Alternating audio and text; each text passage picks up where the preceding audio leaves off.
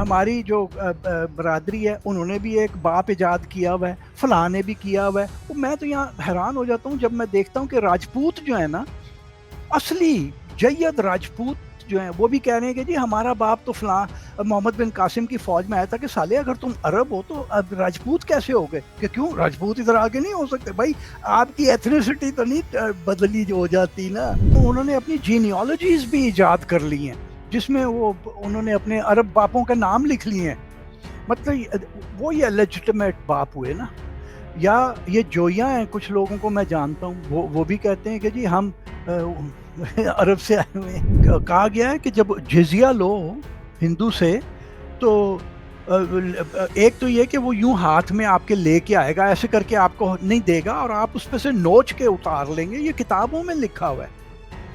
और फिर उसके मुंह में या तो आप थूक दें और या कोई नीचे से कचरा उठा के उसके मुंह में डालें। तो एक जो पंडित है, जो अपने आप को तो इतना वो महान इंसान समझ रहा है, वो जो कितनी बार वो करवाएगा ये काम? कितने सारे पंडित भी तो मुसलमान हुए। अलामा इकबाल जो था, उसका दादा भी पंडित ही था कश्मीर में। तो ये जो नाम बदली करना, और फिर वो ट्रेडिशन एक जो पड़ गई, तो अब सबसे पहले ये पूछता है, अच्छा वो अंग्रेज औरत नाल ब्याह कर लिया, वो मुसलमान कीता ही ओनू? आहो जी कर लिया, ना की रखिया। मतलब सबसे पहला सवाल ये होता है, अगर कोई वहाँ पे यूरोप में जाके शादी करे तो ये पहला 2 सवाल उससे यही होते हैं कि कलमा पढ़ाया और नाम क्या रखा है उसका। तो ये वहीं से चली आ रही है ना, वो जो थूक थूक के हमें मुसलमान किया ना हमारे दादों के मुंह में, ये उसका नतीजा है।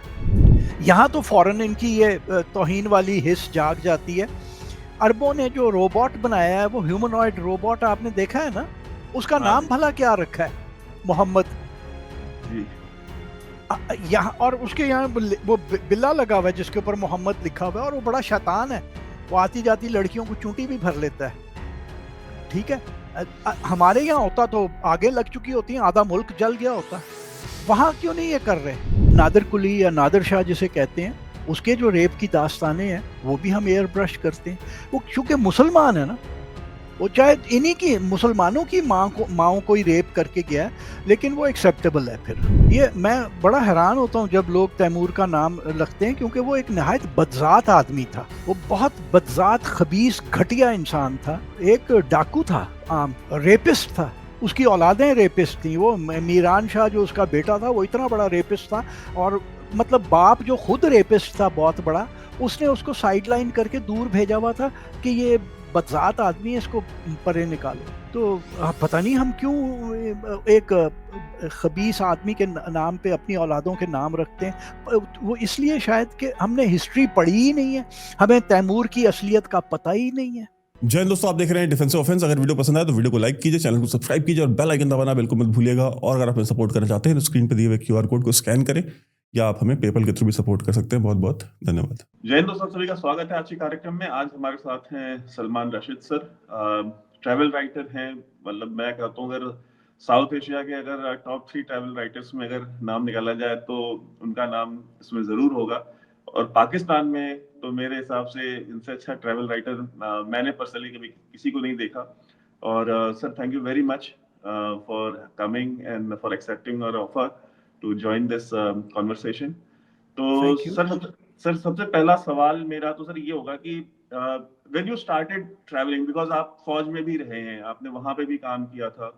सो वहां से निकलने के बाद when you started travelling, you started observing Pakistan, जो जो वहाँ की जो अलग अलग ट्रेन्स हैं, अलग अलग कल्चर्स हैं, अलग अलग जो लिंग्विस्टिक ग्रुप्स हैं, उनमें जो सबसे ज्यादा फैसिनेटिंग चीज लगी आपको अपने इस पूरे ट्रैवल जो आपने शुरू किया था, तो वो क्या थी कि यू थॉट कि यार अब मुझे ये काम एज अ मतलब लाइफ लॉन्ग मुझे यही काम करना है? जो सबसे पहले जो जो इंट्रीगिंग चीज मुझे लगी ना, वो तो ये मैं एक पक्का पंजाबी था, सारी जिंदगी पंजाब में रहा था।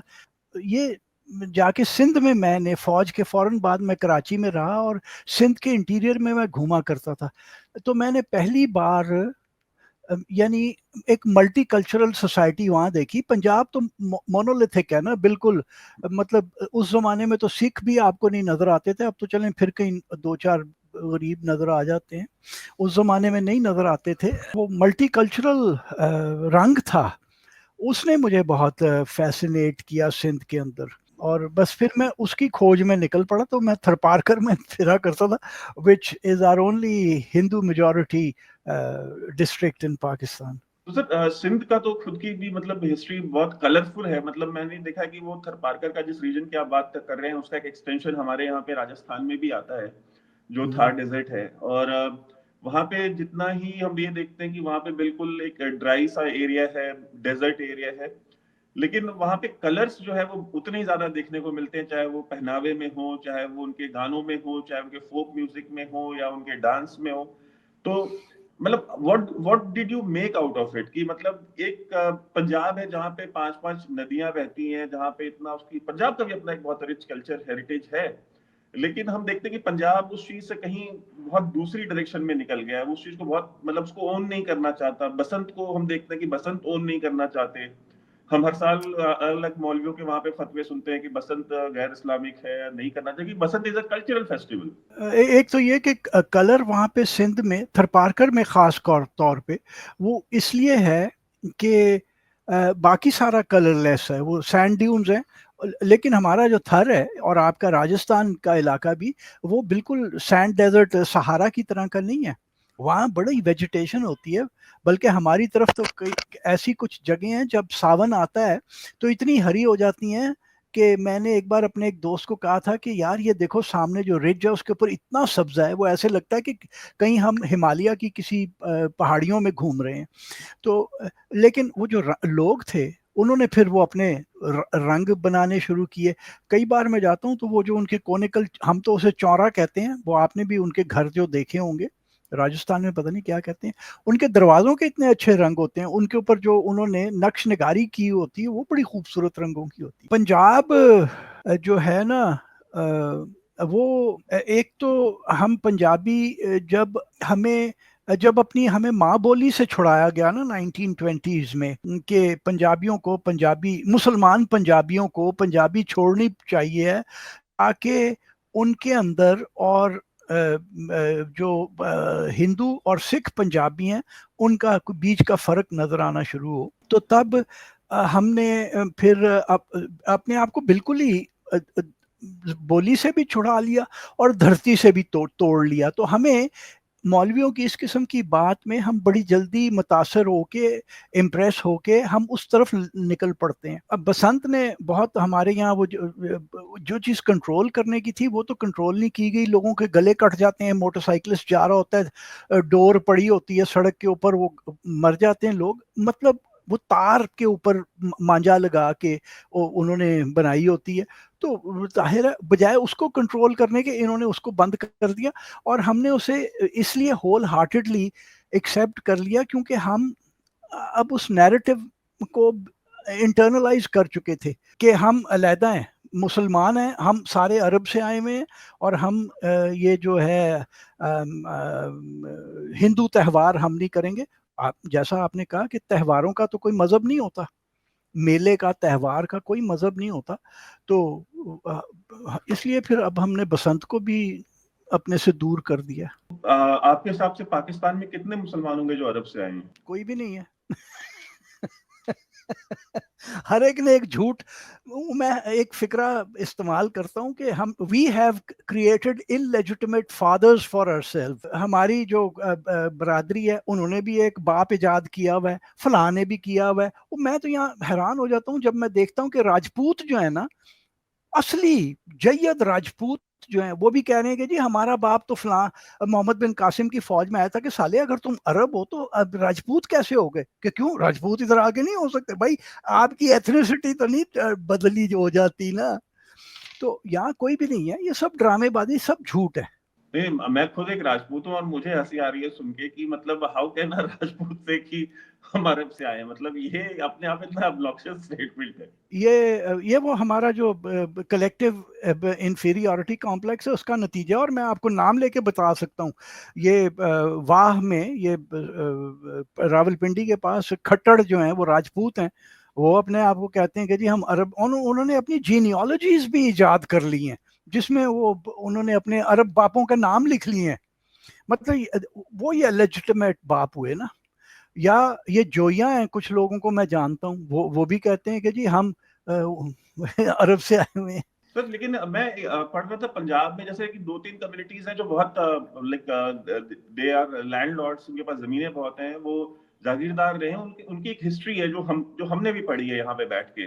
जैसे अराई हैं, आपके जट हैं, राजपूत हैं, ये पंजाब में ये वो कम्युनिटीज है, अवान है, ये जो है ये जो वो कम्युनिटीज है जो लोकल है, मकामी है। लेकिन अ, इनमें से कोई भी राजपूतों का तो आज आपने मुझे बता दिया, मुझे नहीं पता था कि राजपूत भी ओन नहीं करते, लेकिन बाकी ये जो आरई हैं या जो जट है, ये तो खालिस्तान पंजाबी है। तो फिर ये कैसे मतलब खुद को डिसोन कर सकती है? इनकी तो फैमिलीज यहाँ हरियाणा तक इंडिया में जो है फैली हुई है। देखिए अराई, जैसे मैं भी अराई हूँ, अराइयों का ये है कि जब 1890s में वो तीन बंदे थे, एबर्टसन, मैक्लेगन और रोज, उन्होंने ग्लॉसरी अपनी कंपाइल कर रहे थे of tribes, castes and clans in north west India, कोई इस तरह का टाइटल है, मेरे पास पीछे पड़ी हुई है, अपने इसमें रखी हुई है शेल्फ में। तो उनको, जो हमारे जलंधर के जो अराई थे ना, उन्होंने बताया कि जी हम कोई 600-700 साल पहले उज्जैन से आए थे और हम लोग राजा लौह की औलाद हैं, राम के बेटे की औलाद हैं, के पोता, राम का बेटा लव उनका पुत्र, उनका बेटा। लव, हाँ वो पंजाबी में लौ कहते हैं ना, तो लव वो उन्हीं की हम औलाद हैं जिनके नाम पे लाहौर शहर है। यानी वो अपने आप को ये बता रहे थे। अच्छा, जब 1920s में हुआ तो अराइयों ने किताबें लिखनी शुरू कर दी। वो जब हमें तोड़ दिया गया ना, बोली हमसे छुड़ा दी गई और हमें कहा कि जी वो नहीं, अब आप नई आइडेंटिटी ढूंढे, तो उस जमाने में किताबें लिखी जानी शुरू हो गई। 1940s में तो बहुत जोर था कि जी अराई बहुत बड़ी जंगजू कौम है और इनका कुछ जय्यत किस्म का जर्नैल था सलीम अल राई, उसका नाम बिगड़ के अल राई से अराई बन गया। साली किसी तारीख के, किसी हिस्ट्री के अंदर दो ही हिस्ट्रीज हैं जो मतलब ऑथेंटिक हैं, उनमें तो कहीं जिक्र नहीं है सलीम अल राय का। या अवान जो आप कह रहे हैं, उन्होंने भी अपने लिए इसी तरह का एक इलेजिटिमेट बाप इजाद किया हुआ है जिसका नाम उन्होंने रखा हुआ है कुतुब शाह। अवान, मैंने हिंदू अवान भी देखे हैं, आपकी नाम ले लें। अब मैं एक ऐसे बाजवा साहब को आज से बहुत साल पहले मिला था, बहुत बुजुर्ग आदमी थे, बूढ़े आदमी थे, तो मुझे कहने लगे कि हम, किसी पैगंबर का उन्होंने नाम लिया कि उसका एक बेटा था आर, उससे सारे आर्याई जो कौमें हैं वो चली हैं और हम उसकी औलाद हैं आर की। आर का तो कहीं नाम नहीं था, TUVWXYZ के शायद नाम हो, आर का तो नाम नहीं था। सर व्हाट इज द, मैं कहते हैं उसके पीछे की माइंडसेट को आप क्या देखते हैं? मतलब जैसे भुट्टो साहब थे, तो भुट्टो साहब he was a socialist liberal, वो एक उनकी एक इमेज है जो हम इंडिया में भी उनके बारे में जितनी भी बुक्स मिलती हैं वो उसी तरीके का उनका एक इमेज पोर्ट्रे करती हैं। वो उनकी भी अगर आप फैमिली ट्री अगर आप ट्रेस करें तो वो भी जाकर कहीं राजपूतों की फैमिली से मिल जाती है। सो आई मीन लीडरशिप आम इंसान करे गलतफहमी में, जैसा लीडरशिप क्यों इस चीज को एंडोर्स करती है, लीडरशिप क्यों उस चीज को बढ़ावा देती है? देखिए भुट्टो जो है ना, वो पंजाब में आके भुट्टा कहलाते हैं। सिंधी में हर नाम के साथ वाव लग जाती है आखिर में। जैसे हमारे यहाँ मेतला हैं, वहाँ पे मेतलो कहलाते हैं, तो भुट्टा जो हैं वो वहाँ पे भुट्टो कहलाते हैं। और मैंने उनकी, भुट्टो साहब की जीनियोलॉजी देखी हुई है उनके घर में, अभी कोई 4-5 साल पहले। वो वाकई वो राजपूतों के साथ अपने आप को जोड़ते हैं, राजस्थान से आए हुए हैं। तो वो हमारे, चूंकि ये भुट्टा जो हैं या भुट्टो जो हैं अराई हैं, तो वो जो हमारे बाबों ने उन तीनों को, मैक्लेगन, इबर्टसन और रोज को जो बताया था कि जी हम वहाँ से आए हुए हैं, उज्जैन से, और हम राजपूत हैं, तो वो बात ठीक है।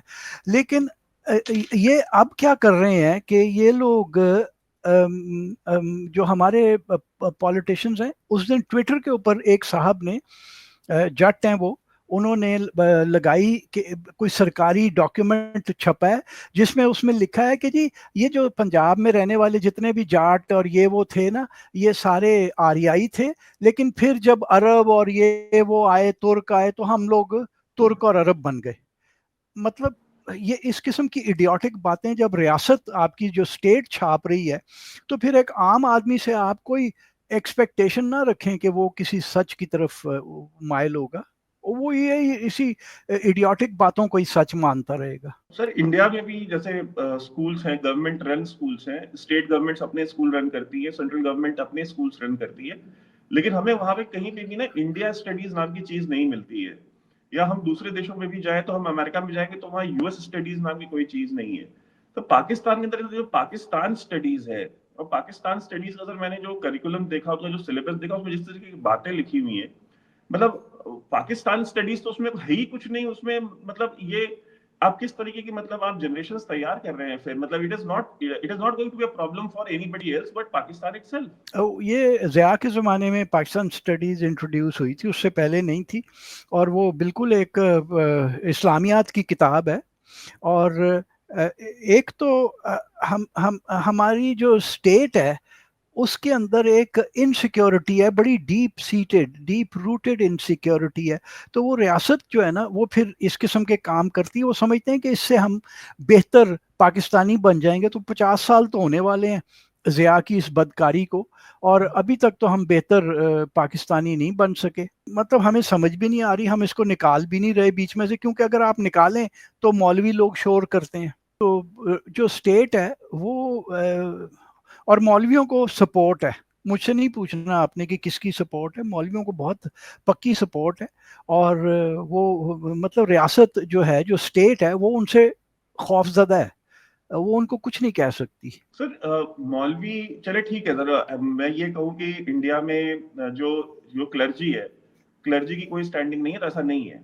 क्लर्जी की स्टैंडिंग हर जगह पे, हर मुल्क में होती है। अमेरिका में भी जो चर्च है, चर्च का एक अच्छा खासा इंटरफेरेंस होता है। वहां पे भी इलेक्शन के दौरान हम देखते हैं कि जो कैथोलिक चर्च है या जो इवेंजेलिकल्स हैं, वो अपने अपने डिनर होस्ट करते हैं, वहां सारे कैंडिडेट्स जाते हैं। Religion itself is not a bad thing, लेकिन हम ये सब जो डोमिनेंस देखते हैं कि आप क्लर्जी डिक्टेट करना शुरू कर दे रियासत को, या क्लर्जी डिक्टेट करना शुरू कर दे लॉ मेकिंग में, जो उसका काम नहीं है उसमें इंटरफेयर करना शुरू कर दे, तो सर ये चीज तो हम ना अमेरिका में देखते हैं ना हम इंडिया में देखते हैं। ये हम वहां पे ही, या हम ये साउथ एशिया में, मैं बताऊं, और साउथ एशिया में भी, let me be very blunt, ये जो ये जो देवबंद मदरसा, फलाना मदरसा, इसके साथ जो लोग जो सड़कों पे निकलते हैं, जैसे हमने इंडिया में भी देखा कि सड़कों पे निकल जाना, ये राइट्स करना, या हमने वहां पे आपके यहाँ पे पंजाब में देखा, वो तहरीके लब्बैक का एक मूवमेंट देखा, हम बांग्लादेश में भी देखते हैं। सर ये चीज मिडिल ईस्ट में क्यों नहीं हमको देखने को मिलती है? ये हम, जबकि वहां पे तो ज्यादा ज्यादतियां हो रही है मुसलमानों के साथ, वहां का मुसलमान सड़कों पे निकल के ये हरकतें नहीं करता है। वहां फिलिस्तीन में कुछ होता है सर, हमारे यहाँ बसें जलानी शुरू कर देते हैं। फिर वो इस सपोर्ट जो है उनके पास बहुत तगड़ी है। और ये जैसे टीएलपी इजाद हुई, इसके पीछे भी एक पूरी एक मशीनरी थी जो काम कर रही थी। और स्टेट उसके खिलाफ कुछ नहीं कर सकती, क्योंकि बस अब मैं आगे सर बोल नहीं सर सकता। स्टेट की सपोर्ट तो सर स्टेट की सपोर्ट हम छोड़ देते हैं सर, वो तो एक जियोपॉलिटिकल इशू हो जाएगा। मैं कह रहा हूँ कि सर जो आवाम से जो सर इनको सपोर्ट मिलता है, जो लोग इनके लिए अपने बच्चे मरवाने भेज देते हैं सड़कों पे, इसके पीछे की साइकी मैं समझना चाहता हूँ। 50 साल होने वाले हैं, हम इंडोक्ट्रिनेशन इतनी तगड़ी की गई है कि लोगों को अब सही और गलत की समझ और पहचान रही नहीं है। ठीक है जी। और रिलीजन, मज़हब जो है वो एक ऐसा ऐसी तकड़ी वो बन गई है ड्राइविंग फोर्स, के वो कोई भी कुछ कर सकता है। और स्पेशली जब उन्हें पता है कि वहाँ कीमे वाले नान भी मिलेंगे, और बिरयानी के डब्बे भी मिलेंगे, और शायद कुछ पैसे भी मिल जाएं, शायद कुछ उजरत भी मिल जाए, थोड़ी सी, कोई 1,000-500 रुपया भी मिल जाएगा। और फिर ये कि ख़तरा कोई नहीं है, क्योंकि हमें बहुत तगड़ी सपोर्ट है इसके पीछे, तो वो इसलिए भी भेजते हैं। और फिर दूसरी बात पता आपको क्या है, कि यार वो हमसाया हमारा भेज रहा है, maybe this is the right thing to do. क्योंकि पाकिस्तान में अब जो है ना जी, सच बोलने का रिवाज कम है। अब ये है कि आपसे मुझसे कोई कोई सवाल पूछेगा ना, तो मैं देखूंगा कि ये सुनना क्या चाहता है, मैं वो भांप के वो जवाब उसे दूंगा जो मेरा ख्याल है कि वो सुनना चाहता है। तो ये जो जाते हैं, ये भी इसलिए जा रहे हैं कि बाकी भी तो जा रहे हैं, तो मैं भी चला जाता हूँ। ये शायद ये this is the right thing to do. एक ये बहुत बड़ी बात है अब। सर पाकिस्तान का अगर आप कल्चर देखें, तो पाकिस्तान का जो कल्चर है सर, वो कल्चर है क्या? और अभी जो कल्चर है, जो प्रैक्टिस हो रहा है सर, वो क्या कल्चर है, उसमें डिफरेंस क्या है? जो असल कल्चर था यस। वो तो वही था जी जो कि ज़िया के आने से पहले था। यानी हम लुडियाँ भी डालते थे, हम भंगड़े भी डालते थे, बसंत भी मनाते थे, दीन धर्म को उससे कोई नुकसान नहीं पहुंचता था, और हम एक प्लूरलिस्टिक किसी हद तक थे। वो प्लूरलिज्म कम होता जा रहा था क्योंकि बहुत सारे जो पैसे वाले हिंदू लोग थे वो आहिस्ता आहिस्ता इस मुल्क से फिल्टर आउट हो गए। पारसी जो कि बड़े बड़े बिजनेस करते थे वो निकल गए 1970s के बाद। तो वो जो प्लूरलिस्टिक एक कल्चर था वो ख़त्म हो गया। अब जो है ना, वो हम मज़हब को कल्चर समझना शुरू हो गए हैं कि नमाज पढ़ना कल्चर है, ये रोज़ा रखना कल्चर है। इस ये हमारा अब कल्चर बन रहा है, जो कि मतलब हमारी पहचान को नुकसान ही दे रहा है, क्योंकि मज़हब एक चीज़ है और कल्चर एक और चीज़ होती है। रिलीजन हमने उसको गड़बड़ कर दिया है। सर, जब कल्चरल रूट्स आप देखते हैं तो डू यू थिंक पाकिस्तान अगर उस कल्चर को कंटिन्यू करता तो उसका ज्यादा फायदा होता? जो कल्चर वहां पे 5000 साल से था, जैसे आपने आपने इतना ट्रैवल किया है, आपने वो मंदिर देखे हैं जो हजारों साल पुराने भी हैं, उनके रूइंस हैं, और ये मतलब आपके जो कश्मीर का जो रीजन है वहां से लेकर के आपका पंजाब और सिंध, ये और even Balochistan for that matter, जगह मैं हूँ, मेरी जो फैमिली की जो चीफ डेटी है, शी इज हिंगलाज माता, वो बलूचिस्तान में है। अब बिल्कुल। हजारों साल से मेरी फैमिली जो है वो उनकी पूजा करती आई है, but now it is in Balochistan. तो एंड सर, आज के जमाने में आप ये चीज सोच सकते हैं जब आपके पास फ्लाइट्स हैं, ट्रेन्स हैं, बट मेरे ग्रैंडफादर, मेरे ग्रेट ग्रैंडफादर के टाइम पे तो कोई ट्रेनें और फ्लाइटें नहीं थी, फिर भी वो सोचिए from Varanasi travelling to Hinglaj to worship the goddess that belongs to your family. तो वो लोग करते थे, तो उसको जो इन्होंने डिस्ट्रॉय किया है उसके ज्यादा नुकसान हुआ है। अगर उसको कंटिन्यू करते तो कहीं ज्यादा फायदा होता। देखिए, कल्चर को हमें मेंटेन करना चाहिए, वो उसकी जो फर्क फर्क रंग हैं उसके अंदर।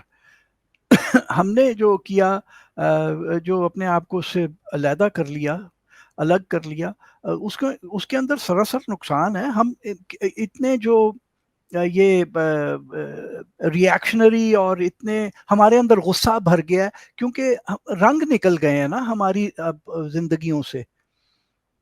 अगर हम वो कर रहे होते और हमारे साथ यहाँ दूसरे मज़हब के लोग भी रह रहे होते, तो मैं समझता हूँ कि हम लोग ज़्यादा रिसेप्टिव होते, कम रिएक्शनरी होते, कम हमारे अंदर दूसरे के खिलाफ दुश्मनी होती।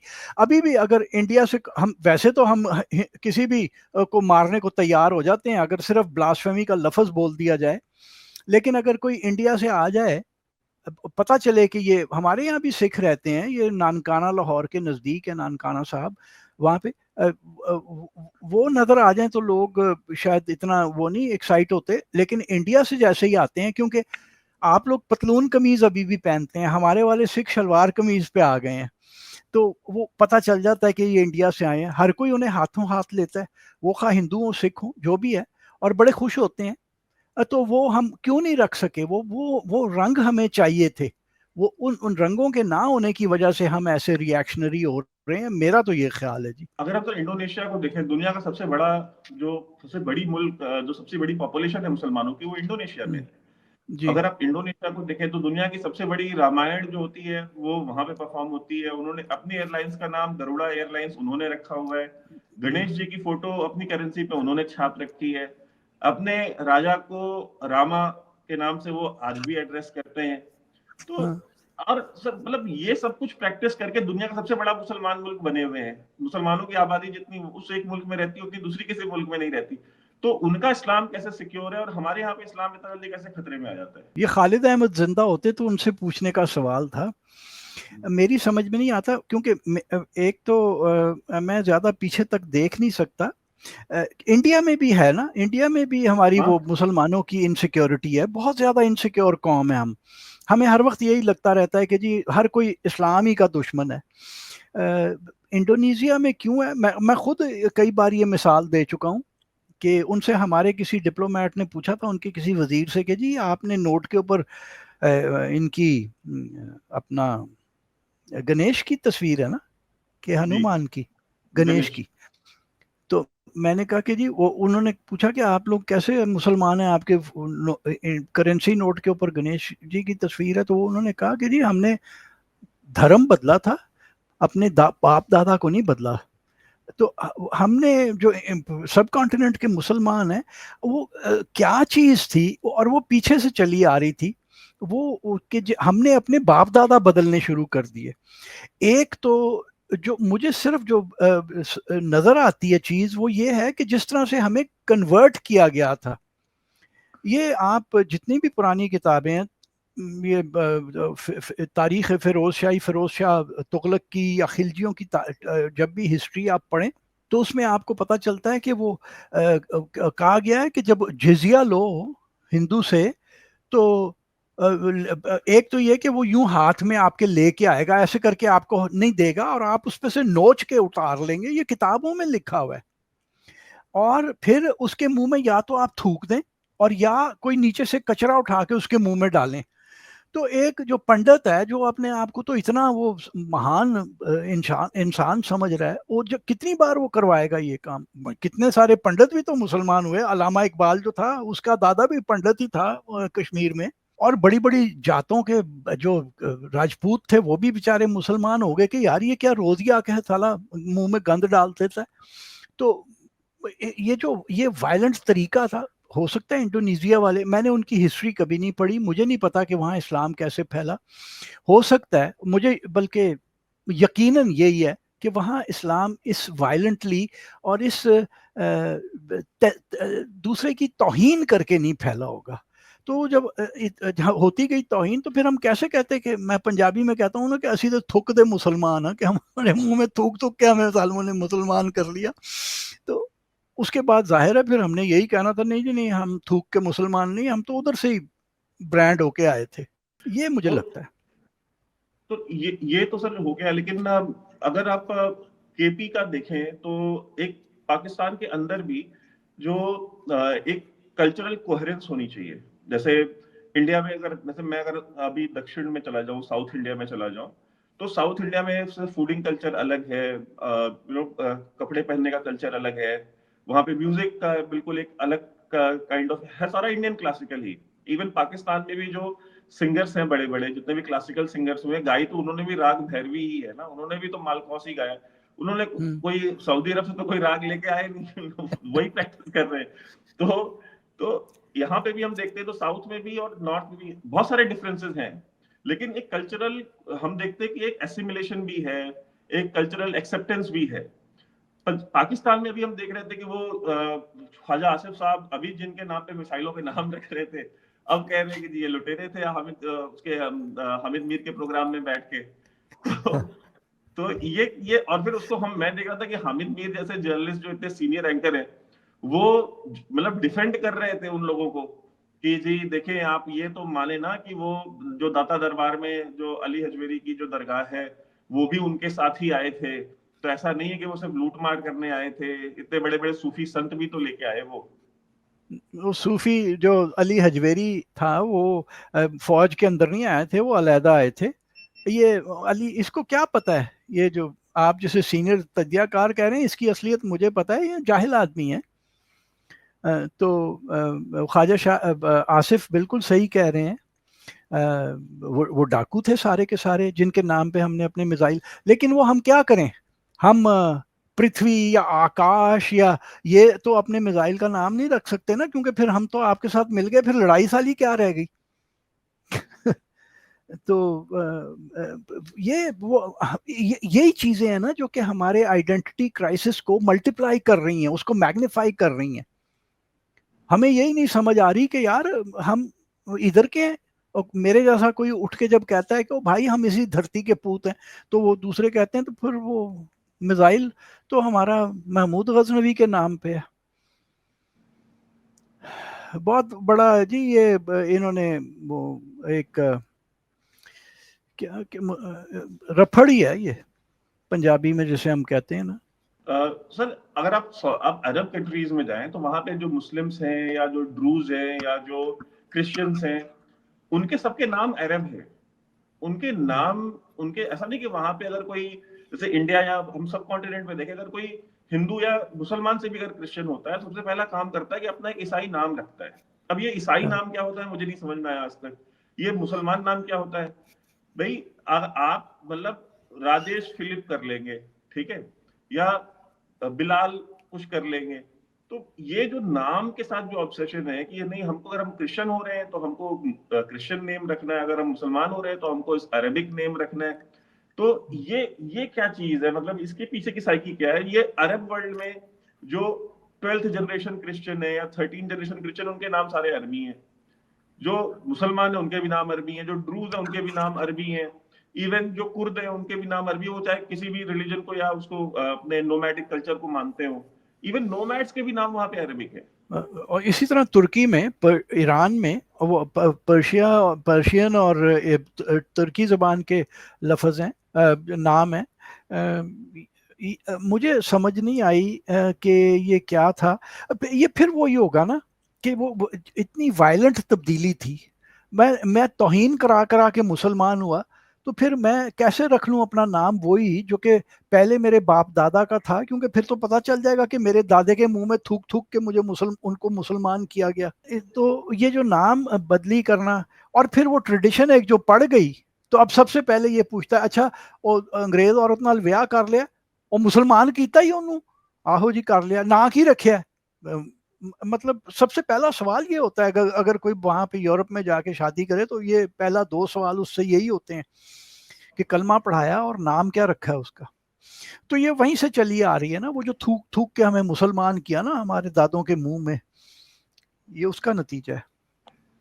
सर एक चीज तो ये एक और सवाल उठता है कि हमें हमेशा ये बोलते हैं कि जी हमारे बाप दादों ने 800 साल इस मुल्क के ऊपर हुकूमत करी है। ये आर्गुमेंट आपको मतलब पुरानी दिल्ली के पंचर वाले से लेकर के आपको लाहौर ढाका तक में आपको सुनने को मिल जाएगा। और ये लेकिन सर ये क्रिश्चियंस को हमने कभी आज तक नहीं सुना कि क्रिश्चियन कहता हो कि जी हमारे बाप ने जो है 200 साल इस मुल्क के ऊपर हुकूमत करी। तो ये मुसलमानों को ही क्यों है कि मतलब कि जो अरब्स थे या जो तुर्की थे या जो मंगोल थे, अफगान थे या जो उज़्बेक थे, वो जो है कि वो हमारे बाप दादा हैं, कि उन्होंने, हमारे बाप दादाओं ने हुकूमत करी है। ये माइंडसेट हमको क्रिश्चियंस में देखने को नहीं मिलता है, कहीं भी नहीं मिलता, बाहर भी आपको नहीं मिलता कहीं भी।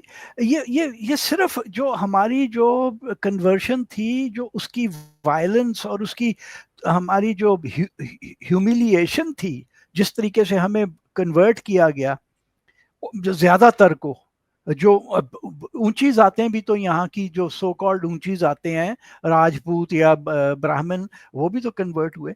ये जो उसकी वायलेंस थी और उसकी ह्यूमिलिएशन की वजह से ये सारा कुछ हमें करना पड़ा।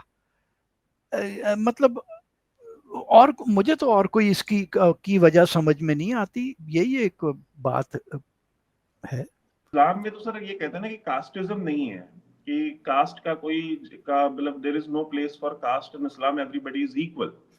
तो ये इंडिया में इस समय एक बहुत बड़ी तहरीक चल रही है जिसको पसमानदा तहरीक कहते हैं। तो जो पसमानदा मुसलमान है, जो कि नाऊ, धोबी या और जो बैकवर्ड जातियां थी उनसे कन्वर्ट हुए हैं, तो उनका ये कहना है, उनकी एक बहुत बड़ी ऑर्गेनाइजेशन है, उसका ये कहना है कि जी हमारे तो जितने भी लोग थे वो आज भी वहीं खड़े हैं जहां 70 साल पहले खड़े थे।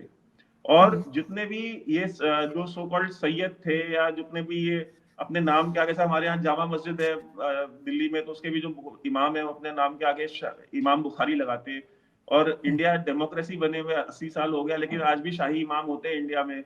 आपको लखनऊ में भी मिल जाएंगे, कलकत्ते में भी मिल जाएंगे आपको, वहाँ इमाम बरकती बैठते हैं, शाही इमाम। यहाँ पे इमाम बुखारी बैठते हैं दिल्ली में। तो सर ये जो शाही इमाम आज तक कई, इनका कहना है कि ये जो अशरफी मुसलमान है, सब कुछ इनके पास है। कहे कि all India Muslim personal law board भी इनके कंट्रोल में है, मेंबर ऑफ पार्लियामेंट भी यही बनते हैं, राज्यसभा भी, मतलब जो upper house of the parliament है राज्यसभा, वहां पे भी ये जाते हैं, आपके यहाँ सेनेट है। तो बोले कि हर जगह यही जाते हैं, सारी प्रॉपर्टियां इनके पास है, वक्फ बोर्ड ये कंट्रोल करते हैं। तो क्या हमारे पास तो, हम तो पंचर लगा रहे 70 साल पहले, आज ही पंचर ही लगा रहे। नहीं, ये सवाल क्या है आपका इसमें? इसमें सवाल ये है कि फिर ये जो कह रहे थे ना कि भाई जो एक इस्लामिक जो कॉन्सेप्ट है जिसमें कास्ट की कोई जगह नहीं है, बट इन अच्छा रियलिटी हमारे इतने जय्यद मुसलमान हैं, इतने पक्के मुसलमान हैं, ये तो मतलब अरबों को गालियां देते हैं। तो ये तो मतलब इस्लाम का कुछ और ही प्रैक्टिस चल रही है यहाँ पे फिर। हाँ, तो हमारे यहाँ भी यही है। मैं जब फौज में था तो एक वहाँ पे कास्ट होती थी जरूर लिखी हुई कि जी ये पंजाबी मुसलमान है या पठान। पीएम होता था पंजाबी मुसलमान, पीटीएन होता था पठान। अब पता नहीं है कि नहीं। और हमारे वहाँ मैं कभी किसी का पूछता था ना कि यार वो नौजवान जो है वो आया है वो कैसा है, कि जी वो मुसल्ली है। मुसल्ली सफाई करने वाले को भी कहते हैं। और मैंने जब इस लफ्ज़ को ज़रा वो इन्वेस्टिगेट किया तो पता चला कि जो बंदा नियो कॉन्वर्ट है, और वो कितना, क्योंकि पार्टीशन के वक्त तो सारे मुसलमान हो चुके हुए थे जो रह गए थे इधर। वो सॉल्ट रेंज के अंदर जो भी है वो उसको कि जी इसके बाप दादा कहीं कन्वर्ट हुए थे तो ये मुसल्ली कहलाता है। तो हमारे यहाँ बहुत पक्का है कास्ट सिस्टम। और मतलब फर्क भी है। मेरे जो इंडिया में दोस्त हैं वो कहते हैं यार तुम लोग इतना मजाक उड़ाते हो एक दूसरे का कि वो जट है, वो फलाना है, वो ये, या राई कमीने हैं या घटिया हैं या, तो ये तो हमें तो पता भी नहीं है कि हम क्या है। तो हमारे यहाँ आप बेफिक्र हो जाइए, बिल्कुल चिंता ना करें, यहाँ पे पक्का कास्ट सिस्टम चल रहा है। तो सर ये कास्ट सिस्टम अगर हम ये देखते हैं, अगर अरब कंट्रीज में अगर हम देखें तो वहां कास्ट नहीं चलता, लेकिन वहां फिर एथनिसिटी चलती है। और अ, आप पाकिस्तान के या इंडिया के मुसलमान हो, आप वहां पे 10 जनरेशन भी रह जाएं मिडिल ईस्ट के किसी भी मुल्क में, सिटीजनशिप वो आपको देते नहीं, शादियां हम अपनी बेटियों की आपसे करते नहीं। तो फिर ये इस्लाम का ठेका जो है, और ये अरबों के लिए ये जो आंसू बहाते हैं, फिलिस्तीन के लिए भी बहाते हैं, जो कि ठीक है, अगर उनका राइट है वो बहाना चाहे बहाएं। लेकिन फिर सर एक हिपोक्रेसी भी तो देखने को मिलती है ना, कि जहां पे आपका फायदा होता है फिर वहां पे आप चुप भी हो जाते हैं, फिर वहां पे आप बोलते भी कुछ नहीं है। आप कभी इस बात पे कभी वो अपोज नहीं करते या विरोध नहीं करते कि भाई हमको मिडिल ईस्ट में जो अरब्स हैं वो भाई रोटी और बेटी क्यों नहीं देते, या हमारी बेटियां क्यों नहीं लेते, मतलब ये। और वो आते हैं इधर इंडिया में, हैदराबाद में, and you can imagine Hyderabad. अब बहुत सारे आपके कराची में लोग गए हुए यहाँ हैदराबाद दक्कन से, वो एक कल्चर इंडिया में चला करीब 30-40 साल की। अरब बुड्ढे आते थे और लड़कियां खरीद के लेके जाते थे, मुसलमान लड़कियां हैदराबाद से, 8-8 साल की, 10-10 साल की। और ये मतलब आपके अंदर वो शिकार के आते हैं ना सर्दियों में, जो अरब्स हैं, स्पेशली अमीरातीज काफी आते हैं। हमारे बिल्कुल। यहाँ पे ये आते थे हैदराबाद में, मुसलमान लड़कियों का वही शिकार वाला ही कल्चर था कि मतलब सैकड़ों की तादाद में उठा के लेके जाते थे, निकाह पढ़ते थे, और उसके बाद 1-2 साल यूज करके फिर वापस भेज देते थे, और घर वालों को 1-2 लाख रुपए दे करके सेटल कर देते थे। ये चला है सर हमारे यहाँ सिस्टम। अब इस ये बात पे सुना सर ही था। गैरत कहाँ जाती है? हाँ जी, क्या? इस बात पे फिर इस्लामिक जो गैरत है, या जो आपका जो ये सारा का सारा जो एक ब्रवाडो बनाया हुआ है हमने, तो फिर ये तब कहाँ चला जाता है? नहीं नहीं, ये ड्रामा है, ऐसे झूठ का ब्रवाडो है।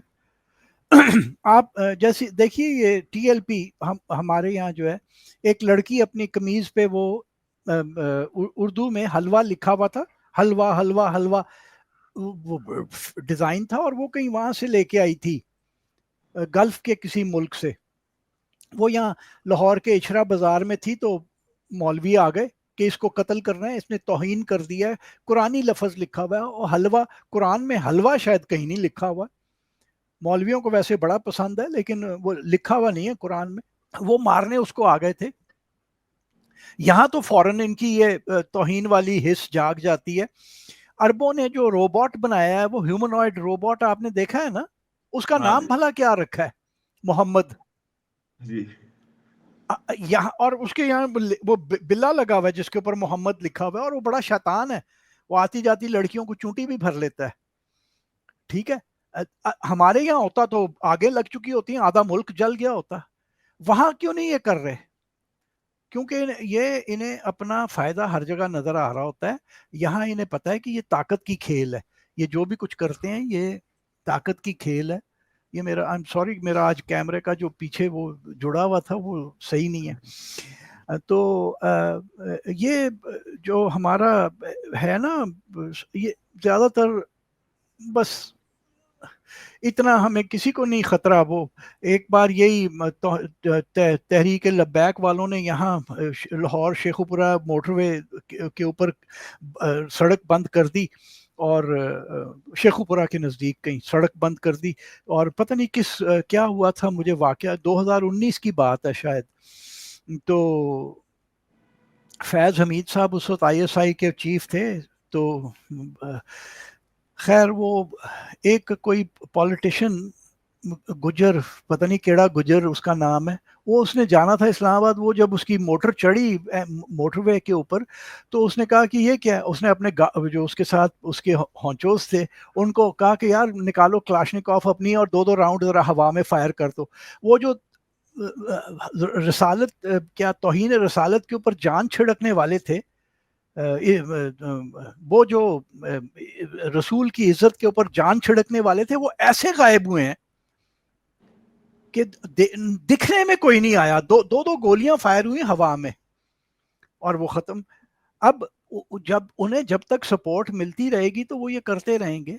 वो नहीं आप उनसे आप सपोर्ट निकाल लें तो वो खत्म। सर ये अरबों से क्या मतलब, थोड़ा ये अरबों के सामने ये चुप रहते हैं, उसका रीजन आप क्या समझते हैं कि वो आकर के, जैसा हम आपको बताएं, जैसे हमारे यहाँ हैदराबाद से जो मेंबर ऑफ पार्लियामेंट है वो ओवैसी साहब है, जिन्होंने कहा था 15 मिनट के लिए पुलिस हटा लो, तो 20 करोड़ मुसलमान हिंदुस्तान का जो है वो 80 करोड़ हिंदुओं को साफ कर देगा। ये उन्होंने स्टेज पे खड़े होकर पॉलिटिकल रैली में बोला। तो अब वो ओवैसी साहब जो है वो मतलब वो वहां से मेंबर ऑफ पार्लियामेंट है। इनसे पहले इनके फादर जो थे वो वहां से मेंबर ऑफ पार्लियामेंट थे, तो उनकी मतलब खानदानी गद्दी है वो। तो अब वहां पे आकर के इतने 50 साल तक अरबों ने उनकी बच्चियां, मुसलमान बच्चियां खरीदी, लेके गए, इस्तेमाल किया, उनको बेच दिया, किसी को वापस भेजा, उसको तो वापस भी नहीं किया उन्होंने, वो कहाँ गई किसी को नहीं पता। तो सर ये ओवैसी जैसे लोग, या ये इस तरह के सर ये जो जो कहते हैं जो रेडिकल्स हैं, जो बहुत इस्लाम के चैंपियन बने होते हैं, इन्हीं के कहते हैं ना, इन्हीं के चिराग तले अंधेरा होता है, इन्हीं का सब कुछ हो रहा होता है। और ये हमेशा जो है ना हमलावर जो होते हैं वो हमेशा हिंदुओं के ऊपर, सिखों के ऊपर, फलाने के ऊपर, अमेरिका जी, ये अंग्रेज ऐसे हैं, ये कर रहे हैं। तो सर ये मुसलमानों को ये चीजें सर क्यों दिखाई नहीं दे रही कि यार ये इंसान हमको टोपी पहना रहा है? ये जो है ना, ये बात मैं पहले भी पता नहीं कहीं लिख भी चुका हूँ और कह के भी मैंने की है कि हमें अगर रेप करने वाला मुसलमान है ना तो वो एक्सेप्टेबल है। मतलब ये तैमूर, जिसको हम बहुत बड़ा हीरो मानते हैं, वो निहायत एक लानती आदमी था। इधर आके उसने हिंदुओं को तो मारा ही मारा, जो जो मुसलमान उसने कत्ल किए, ये तो लंबे में, इधर लाहौर में, दिल्ली में। और जो जो रेप उसकी फौज ने किया वो हमें एक्सेप्टेबल है। आप किसी को कहें कि वो उसको वो ना एयर ब्रश करने की कोशिश की जाती है कि ठीक है था तो मुसलमान। मतलब इस लफ्जों में नहीं कहा जाता, लेकिन रवैया यही है, एटीट्यूड यही है कि वो मुसलमान ही था ना जी, क्या हो गया। इसी तरह से ये नादर कुली या नादर शाह जिसे कहते हैं, उसके जो रेप की दास्तानें हैं वो भी हम एयर ब्रश करते हैं। वो क्योंकि मुसलमान है ना, वो चाहे इन्हीं की मुसलमानों की माओ को ही रेप करके गया है, लेकिन वो एक्सेप्टेबल है फिर। तो सर इनके आपको ऐसे कितने, आपको हिस्ट्री में ऐसे लोग मिलते हैं जिनको आपको ऐसा लगता है कि यार ये कम से कम ये 5 नाम ऐसे हैं ना जिनको कम से कम मुसलमानों को अपना हीरो नहीं बोलना चाहिए कभी? ये देख लीजिए आप, महमूद गजनवी से शुरू कर दें, गौरी, ये तैमूर, नादिर शाह,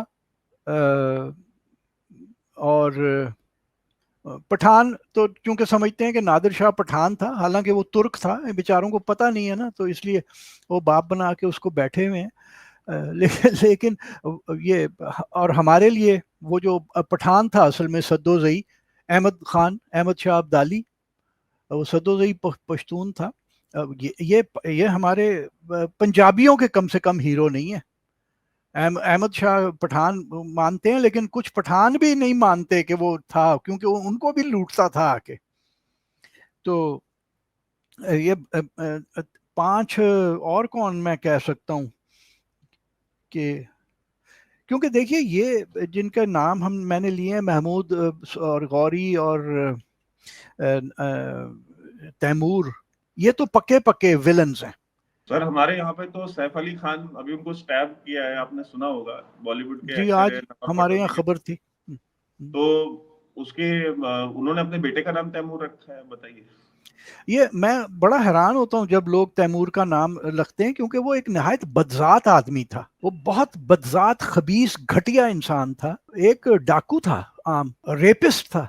उसकी औलादें रेपिस्ट थी। वो मीरान शाह जो उसका बेटा था, वो इतना बड़ा रेपिस्ट था। और मतलब बाप जो खुद रेपिस्ट था बहुत बड़ा, उसने उसको साइडलाइन करके दूर भेजा हुआ था कि ये बदजात आदमी है, इसको परे निकालो। तो पता नहीं हम क्यों एक खबीस आदमी के नाम पे अपनी औलादों के नाम रखते हैं। वो इसलिए शायद कि हमने हिस्ट्री पढ़ी ही नहीं है, हमें तैमूर की असलियत का पता ही नहीं है। सर मीरान शाह तो आपके यहाँ पे जगह भी है। हाँ, वो वजीरिस्तान का शहर है, वो उसी मीरान शाह के नाम पे था। पता नहीं, लेकिन उसका असर इधर वैसे था नहीं। पता नहीं, अब मुझे ऑफ हैंड याद नहीं आ रहा कि उसको कहाँ तैमूर ने स्टेशन किया था। अफगानिस्तान में अगर भेजा होगा तो फिर तो जरूर कोई चक्कर है। सर आपके यहाँ पे जैसे बहुत सारी जो हमारे होली प्लेसेस हैं, जहाँ मतलब हिंदूज के खास तौर पे, जैसे हिंगलाज माता का मंदिर है, वहाँ पे शक्तिपीठ है बलूचिस्तान में, कराची में है, आपके यहाँ पे कटासराज में है।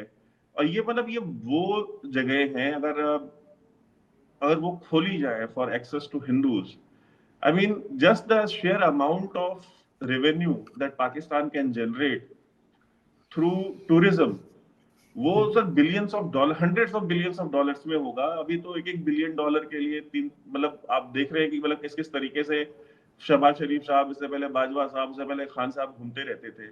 और ये तो मतलब प्राइम मिनिस्टर नवाज शरीफ ने खुद बोला कि हमने कशकोल तोड़ दिया था, इन्होंने दोबारा पकड़ाया हमारे हाथों में। तो तो, तो सर ये मतलब ये इतना बड़ा पोटेंशियल है, इसको क्यों नहीं ओपन करते फॉर हिंदूज टू विजिट? क्योंकि मतलब अभी आप देखिए जब महाकुंभ चल रहा है, महाकुंभ में दे आर, आपने देखा होगा कि सम 450 मिलियन, 45 करोड़ लोग वहां पे महाकुंभ में जाने वाले हैं। तो सर मतलब पाकिस्तान की आबादी का डबल, तो इतना बड़ा आप रेवेन्यू जनरेट कर सकते हैं, but still you refuse to do. What is the logic behind that? There is no logic, सोच ही नहीं है, कुछ समझ ही नहीं है।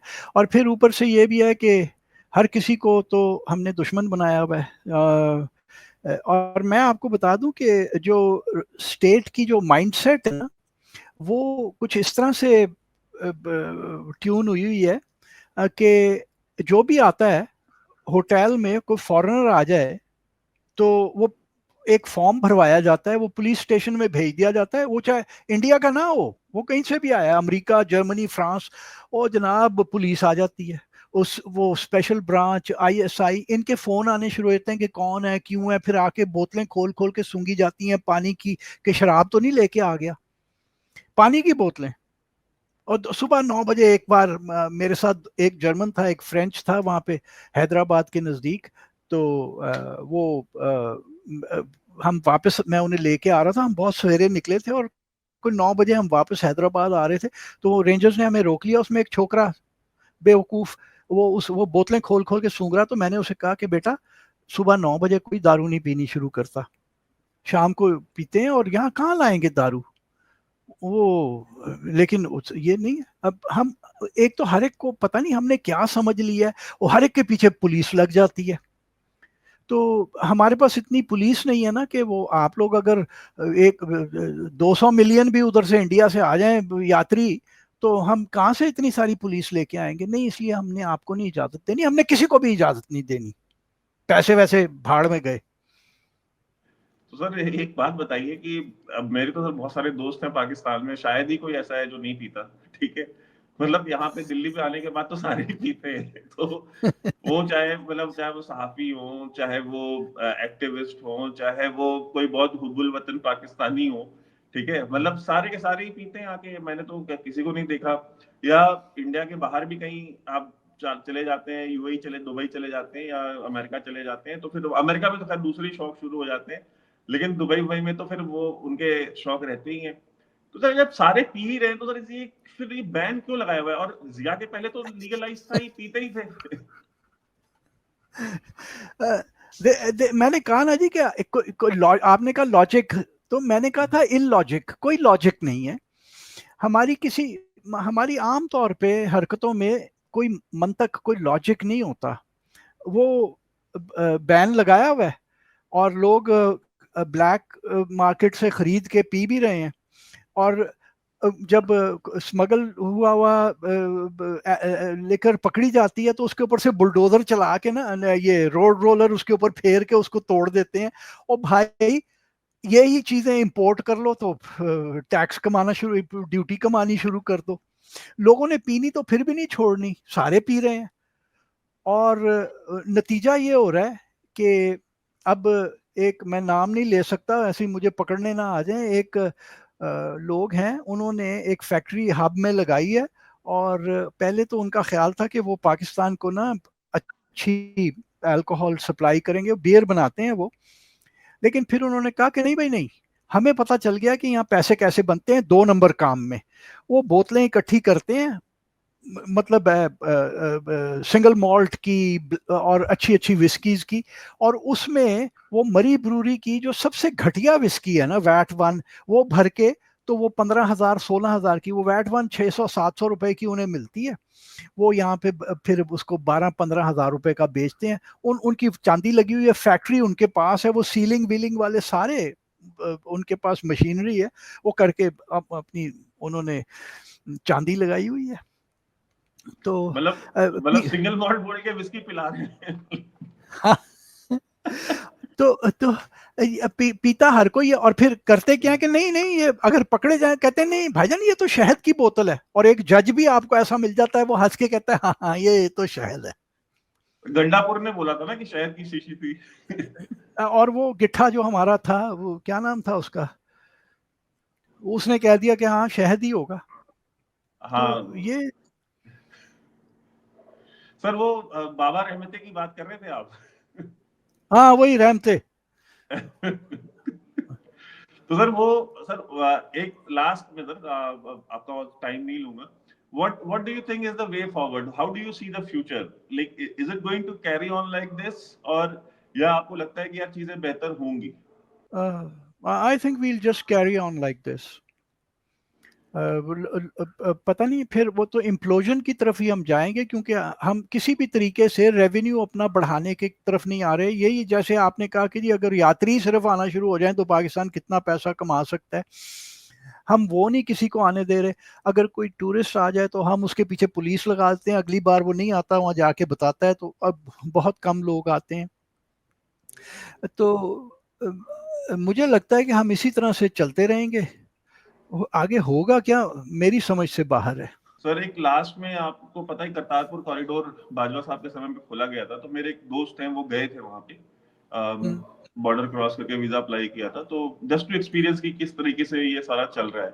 तो वो पहुंचे वहां पे, उन्होंने कहा कि वहां पे सब चेकिंग वर्किंग हुई जो है बॉर्डर पे, और चेकिंग करके उन्होंने अंदर ले लिया गया। फिर हम वहां से हम पहुंचे वहां, तो क्या वहां उतरते ही हमारे पीछे जो है 2-3 लोग लग गए। वो अकेले गए थे, कहता मैं अकेला था बंदा, मेरे पीछे 2-3 लग गए। फिर उनमें से एक जो है मेरे से बातचीत करनी शुरू कर दी उसने कि जी कहाँ से आए हैं, अच्छा जी आपको पता है पंजाबी, वो भी पंजाबी। वो शुरू हो गया। अच्छा वो पंजाबी नहीं था जो इधर से गया था, वो मतलब वो पंजाबी स्पीकिंग था, but he was not a Punjabi. जो पंजाब में पढ़ा था तो उसको पंजाबी आती थी, तो उसने पंजाबी में बात करनी शुरू कर दी। वो उसने दावत का काम शुरू कर दिया कि आप मुसलमान हो जाओ। वो करतारपुर कॉरिडोर में गया है, वहां पे दावत का काम शुरू है। तो सर ये भी तो एक मसला है ना कि मतलब हम वहां आ भी गए तो आपने दावत का भी तो काम शुरू कर देना है। ये बहुत पुराना है। मेरे साथ एक बार 1988 में 2 जर्मन थे, एक दोस्त था और उसकी गर्लफ्रेंड थी। हम ये वजीर खान की मस्जिद में थे, तो वो मौलवी आ गया, ये लोग नीचे एक कब्र थी वो देखने चले गए, उसके जो कोर्टयार्ड में तहखाने में कब्र थी, ये वो देखने चले गए। मैं बाहर बैठा था, मौलवी आ गया, किधर से आए हैं, कौन है, बहन भाई हैं कि नहीं। मैंने कहा जी वो मियाँ बीवी हैं। मैं उसे कहता तो उसने पता नहीं क्या कर देना था। 1988 की बात है, ज़िया को मरे हुए उसी दिन मरा था शायद ज़िया। तो मैंने कहा, तो कहता है आपने इन्हें इस्लाम की दावत दी है? मतलब हम इसी चक्कर में हैं। वो क्योंकि हमें कह दिया ना कि अगर हम किसी को मुसलमान करेंगे तो हमारी पता नहीं 8 पीढ़ियां जो हैं आगे की और 8 पीढ़ियां 10 पीढ़ियां आगे पीछे की सब जन्नत में चली जाएंगी। तो हम इसी चक्कर में रहते हैं कि यार मैं इधर जो मर्जी बदकारी करूं, एक आधे को मुसलमान कर लिया तो सारों को मैं जन्नत में ले जाऊंगा। उधर जिया तो के बेटे इसलिए को तो सर वजारत नहीं मिल रही यहाँ पे। किसके बेटे को? जिया के बेटे को उसको तो वजारत नहीं मिल रही, जिस पार्टी में जाता है वो पार्टी बंद हो जा रही है। हाँ, वो अब लोगों को पता है कि वो कितना बड़ा मनहूस आदमी था, तो बेटा भी उसी खाते में आ गया। तो सर अगर उसको जन्नत नहीं मिल रही, उसके बच्चे को नहीं मिल रही, तो आपको कहाँ से मिल जानी है? ये हम चक्कर ही हैं हमारे। ये हम पता नहीं कहाँ किस दुनिया में रहते हैं। हम क्यों नहीं दुनिया को एक्सेप्ट कर पा रहे उस तरह से जैसे वो है। हम क्यों उसे अपने रंग में, अपने फलसफे में ढालना चाहते हैं। सर एक लास्ट छोटा सा जवाब सर आपसे, कि आपको कब लगता है कि पाकिस्तानी क्या कभी राजा दाहिर को और महाराजा रंजीत सिंह को अपना हीरो मानेंगे? राजा डाहर को सिंधी तो मानते हैं जी, और बड़ी गनीमत है, बड़ी बात है। ये राजा महाराजा रंजीत सिंह की पंजाबियों ने अब कुछ कदर करनी शुरू कर दी है। और मैं आपको एक बात बता दूं कि राजा पोरवा वो हमारे लिए कोई मुसलमान सी बड़ी हकारत से कहा जाता था। अब ये है कि और मेरे सर पे इसका ताज है कि मैंने जब वो अलेक्जेंडर की डॉक्यूमेंट्री 2001 में बनाई थी, 2000 में या 2001 में, और वो इतनी बार रिपीट टेलीकास्ट हुई, उसमें जो मैंने राजा पोरवा का जो कैरेक्टर जो हिस्ट्री से हमें नजर आता है, जो वो डिस्क्राइब किया, तो अब ये है कि कम से कम पंजाबियों ने उसको अपना हीरो मानना शुरू कर दिया। पहले तो हिंदू सी, अलेक्जेंडर चूंकि मुसलमान था, उसको तो हमने मरने के बाद, हाँ हाँ, 2500 साल बाद हमने उसको मुशर्रफ बा इस्लाम किया है अलेक्जेंडर को। हाँ, तो सैयद था कि नॉन सैयद था सर? वो सैयद ही होगा, उथों ही आया सी ना, अच्छा। तो सैयद ही था। सर सबसे अजीम सैयद किससे मिले आप आज तक? सबसे अजीम सैयद से जी। नाम नहीं मैं लूंगा, वो कश्मीर है ना सिंध में, वहां पे जिलानी साहब थे, तो उनके पास शिजरा है बाबा, हमारे पास है शिजरा है साईं, ये देखो। वो शिजरा जो है वो, उसमें उनको अगर आप देखते जाएं तो वो हजरत आदम से जाके मिल जाते थे, उनकी नस्ल जो है। तो वो असली सैयद थे। सर कोई है एक भी असली सैयद सर? है क्या? सर हमारे यहाँ बनारस में, मैं बनारस का रहने वाला हूँ। अच्छा। सर हमारे यहाँ बनारस शहर में कम से कम 1 लाख सैयद है अच्छा। हाँ। यानी देखिए 1400 साल में वहां से चलने के बाद करोड़ों आदि हमारी जो आबादी है पाकिस्तान की, मेरा ख्याल है वो सैयद अपने आप को कहती है। तो कितने आपने बताया, 1 करोड़? सर 1 लाख सैयद तो एक मेरे शहर में है, बनारस में।